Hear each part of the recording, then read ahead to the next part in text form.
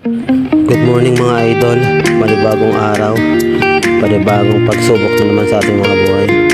Kape tayo mga idol, nag-prepare na pala ako ngayon kasi maaga yung pasok natin. Nagkayak na pala ako ngayon, nais ko na yung patulis ka para maayos naman tayo sa paningin ng mga customer, mga taong nakakasalamuhan natin. So yun, after ko nga naglakad na rin pala ako.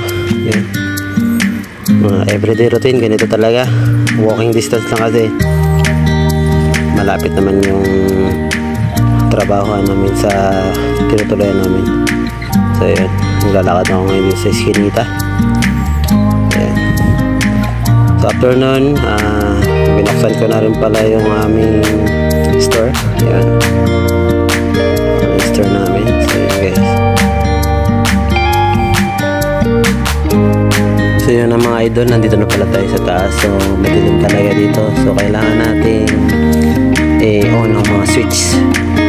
Okay, yun, switch on na natin yung mga switch pati dito sa loob. Yun,